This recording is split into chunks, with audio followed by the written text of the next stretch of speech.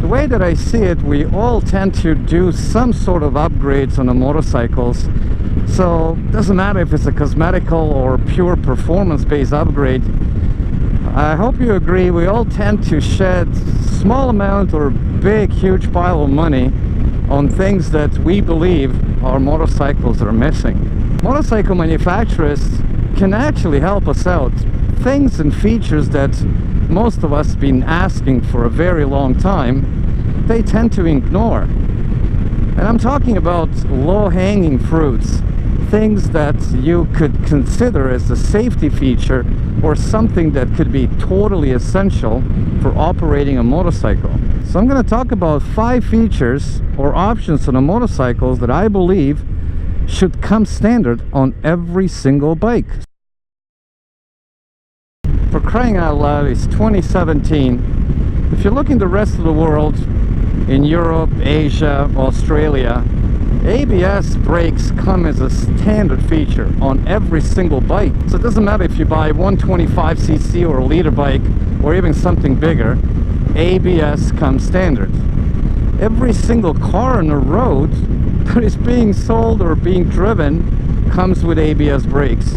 So I don't get how come here in Canada and US motorcycles come in 2 flavors, non-ABS and ABS version. As a matter of fact, some of the motorcycle manufacturers are pushing out models without ABS as an optional feature. I don't get that.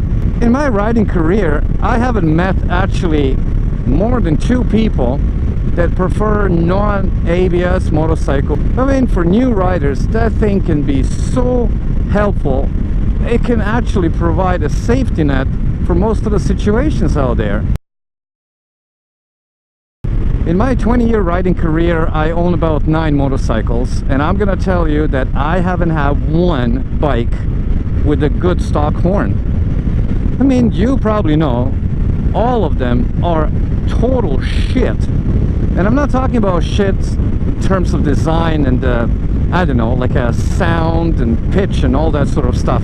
I'm talking about power. It's almost non-existent. So 80% of horns are totally useless. Horn is a safety feature on a bike. That's the way I'm looking at, especially for new riders. They have to fight for their space on the road, letting everybody know they're there. If they don't have a loud pipes, that is essential. So I don't get how come manufacturers didn't actually figure out that horns are total shit. Some of the bikes that I owned in the past, they had mirrors that are so fucking horrible, I had to replace it literally second day. And I'm not talking about design flaws, like, I don't know, they don't look good or they're not aerodynamic and shit like that. I'm talking about not being able to see what's behind. Mirrors are safety features on a motorcycle. That's the way that I see it. Without them, you're putting yourself in risk. FZ07, the motorcycle that I had before this one, had horrible mirrors. Every single time, of course, if I want to take a look what's going on behind, I have to tuck my arm in. Some of the mirrors I've seen on the market, especially on super sports, are so bad, they're actually a risk.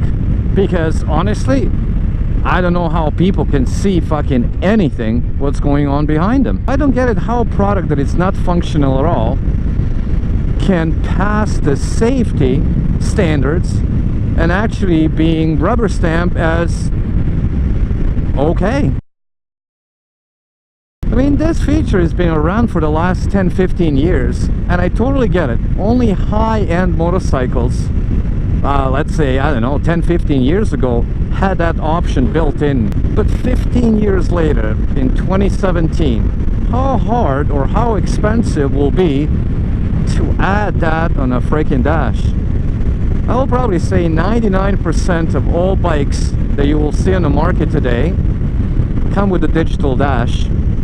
So wiring things up and displaying the gear shouldn't be that expensive. Having a gear indicator should maybe increase the price of the bike by 50 bucks. Honestly, I can't see anybody who will say, no, I don't need a gear indicator, that's too much, I don't need to know in which gear I'm running, so please take off that 50 bucks off the price tag. I'll be okay.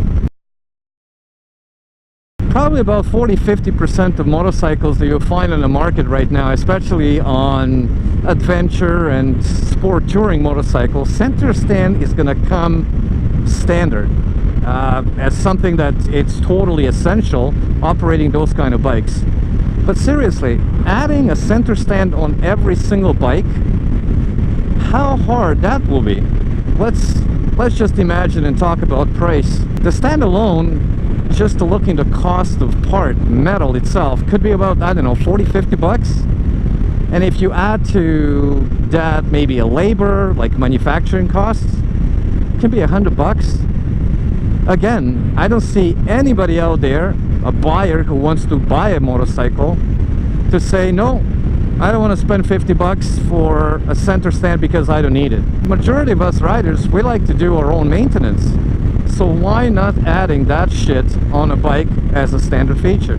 Well, that's the rant for today, boys and girls. If you like the video, don't forget to click like and subscribe. Put the comment in there, let me know what you think.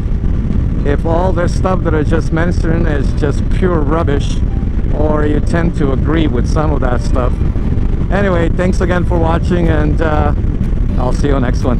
Cheers. Peace.